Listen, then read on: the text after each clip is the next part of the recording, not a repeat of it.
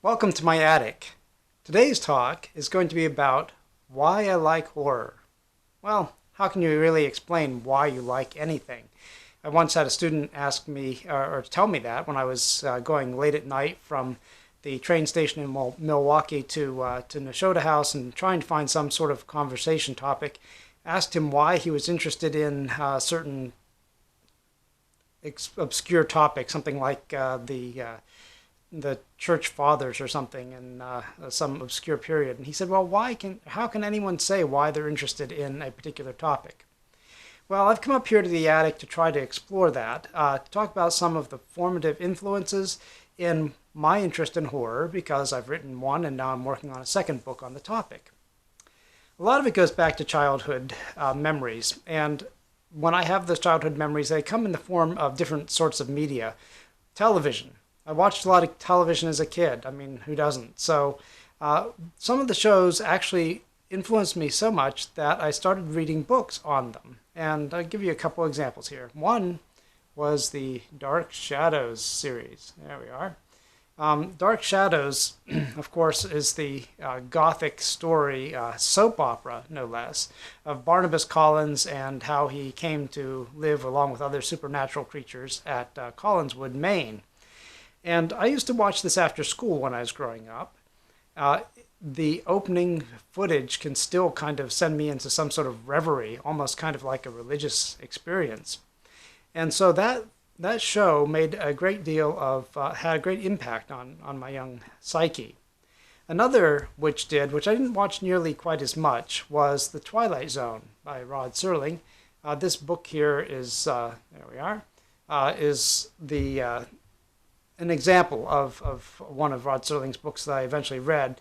I really knew him much more because of the television series. It was an extremely informative series and extremely influential in American television, not just for kids like me who were growing up in the 60s and 70s. I did find this book, though, when I was in high school, and ended up giving it away along with this one. I mean, these are both replacement copies. I have a bad tendency at various stages in my life to say, oh, I've outgrown that book, and now I need to give it away to make room for more. And then after that, you end up finding yourself saying, oh, well, I wish I still had that book. And so I went and got them both again on the used book market. Rod Serling, of course, there we are, was from the town of Binghamton, New York, a place that I've become familiar with over the years, and has sort of gotten a lot of local fame. There's been a reboot for The Twilight Zone, of course, on television, which I haven't seen yet, but I'm eager to see. And so there may be some interest in people who have some memories of the original series. Some of those episodes still come back and kind of haunt me. On a more literary side, my interest in horror began with an early fascination with Edgar Allan Poe. Let's see, there we are. Poe's one of his many, many editions. Of course, Poe is in the public domain, so you can get all kinds of books on Edgar Allan Poe, and in all kinds of formats. That just happens to be one that I had as a child. Poe, and a book that I can't show you because I got rid of it and I've never been able to find it, which is a big, thick book on Gothic masterpieces. It had 7 Gothic novels in it, and I don't even remember who the editor was. I didn't pay attention to those kinds of things when I was young. Those books were very influential in my young way of thinking. It was the mood that really struck me. It wasn't so much the ideas, although some of the ideas are quite interesting in their own right. But the mood was what I was looking for, because it was kind of almost a religious mood when I was reading these books. And I've never really been able to replicate it with other kinds of books. Now, I've mentioned in some of my earlier videos Dagon, and I think I should probably mention how I came to discover H.P. Lovecraft, because I did not know about him as a child. Never heard of him, never read any of his stuff. What happened was I had lost my job at Nashotah House, and I was teaching at the University of Wisconsin in Oshkosh.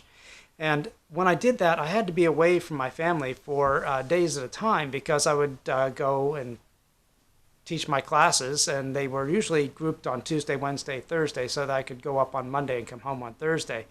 But nobody really likes to be away from their families that much.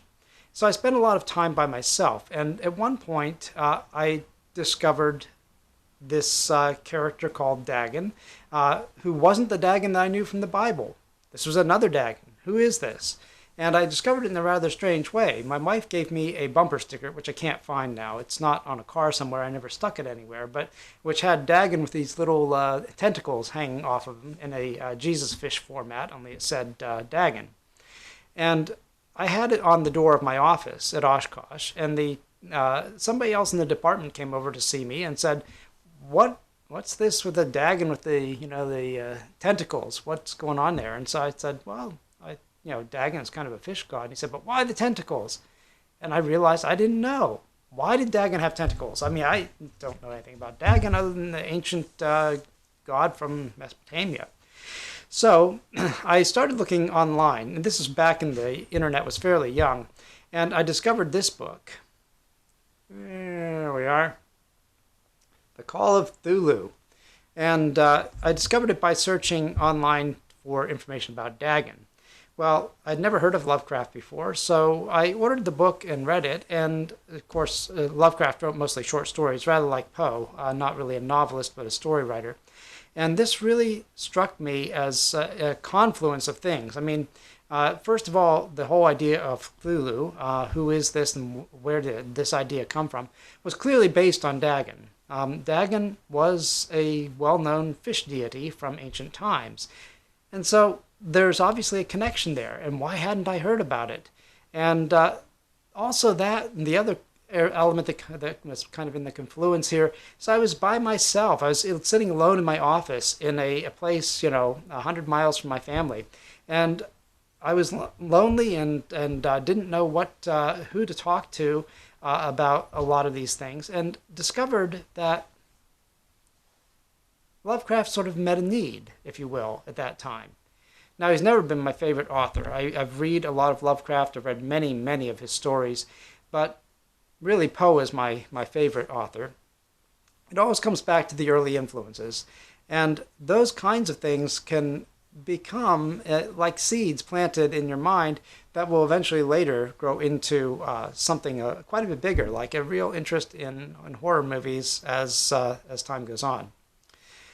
So I thought I'd talk a little bit about that today, share a little bit about my background with, or my background interest in these things, and what started off as a childhood fascination, how it has come back to me as an adult, and led to a book or two that I have been working on in the last few years.